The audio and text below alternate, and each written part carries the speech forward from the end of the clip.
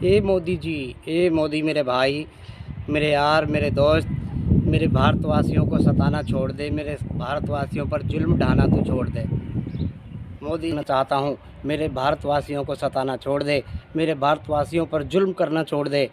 तू जुल्म बहुत कर रहा है और बहुत जुल्म तूने कर लिया, लेकिन तू ये मत समझ ऊपर वाले की पकड़ नहीं आ रही है।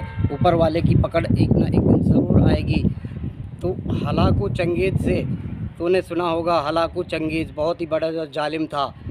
उस जब जालिम का वक्त आया तो उसका बहुत ही बुरा वक्त आया। वो आधी दुनिया पर कब्ज़ा करने के लिए चल पड़ा था और वो इतना बड़ा जालिम था।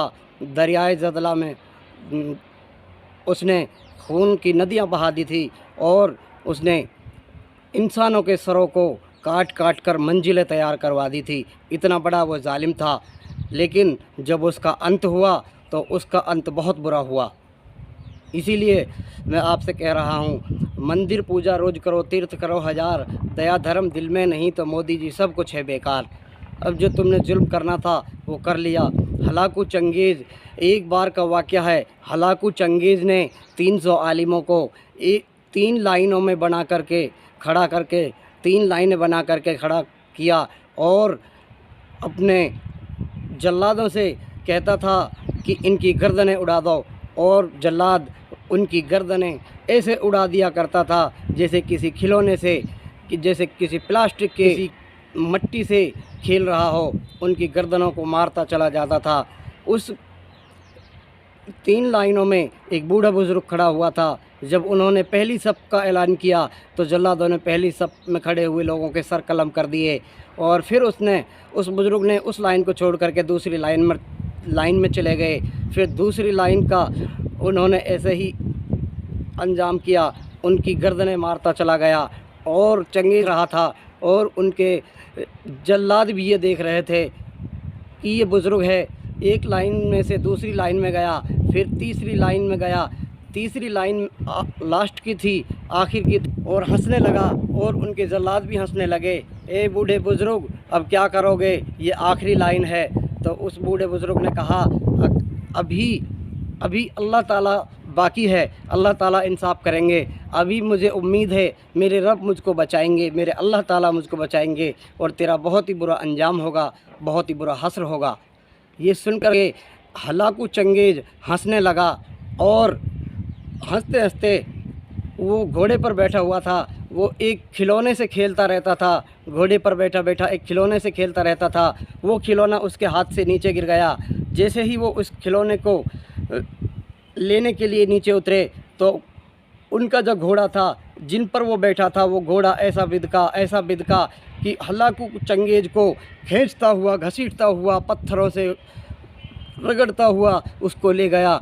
और उसका वो अंजाम हुआ, वो उसका हश्र हुआ कि उसकी भेजी छींटा छींटा हो गई और उसके शरीर के चीथड़े चीथड़े उड़ गए। तो ऐसा मत करो। हलाकू चंगेज़ का वो मंजर याद करो।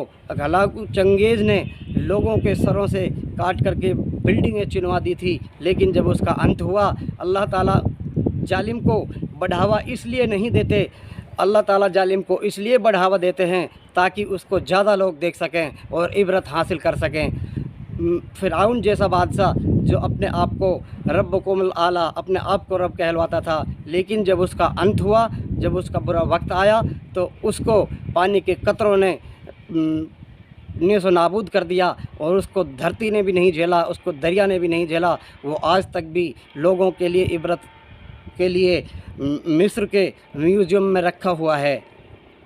तो मोदी मान जाओ, मेरी आपसे यही अपील है, मेरे भारतवासियों का खून बहाना बंद कर दो। तुमने बहुत जुल्म ढा लिया और मेरे भारतवासियों पर रहम करो, वरना तुम्हारा अंजाम बहुत बुरा होगा और बहुत ही जल्द होगा। तुम ये मत समझो कि मेरे हाथ में सत्ता है, मेरे हाथ में पावर है, मैं जो चाहे कुछ भी करूं।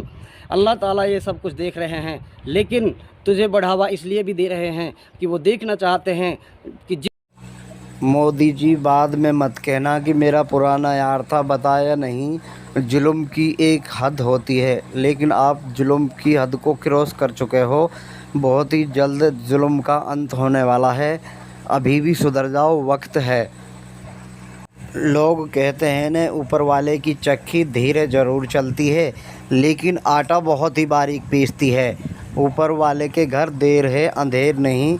इसीलिए मैं आपसे कहता हूँ मोदी जी मान जाओ, आपने बहुत ज़्यादा खून बहा लिया, लोगों के घरों को बर्बाद कर दिया, अब ये आतंक छोड़ दो।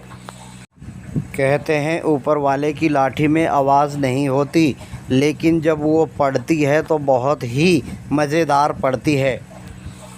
इसीलिए मोदी जी मैं आपसे बार बार कह रहा हूँ, मुसलमानों पर जुल्म और अत्याचार करना बंद करो। ये जो भी कुछ हो रहा है तुम्हारी सह पर हो रहा है। तुमने इन आतंकवादियों को ढील दे रखी है और छूट दे रखी है, तुमने इनको बढ़ावा दे रखा है। तुम ये भूल गए कि ऊपर वाले की लाठी में आवाज़ नहीं होती, लेकिन बहुत ही मज़ेदार पड़ती है, ज़िंदगी भर याद रहती है। वैसे गरीब मुसलमान मजबूर बेसहारा लोगों की बद्दुआ तो तुझ पर पड़ने वाली ही है। मज़लूम बेसहारा लोगों की बद्दुआ तो तुझे लगेगी और तुम्हारा बहुत ही बुरा अंजाम होगा यदि तुम अब भी नहीं सुधरे तो। यदि आपको हमारी ये कोशिश पसंद आई हो तो हमारी वीडियो को ज़्यादा से ज़्यादा शेयर करें, हमारे चैनल को सब्सक्राइब करें।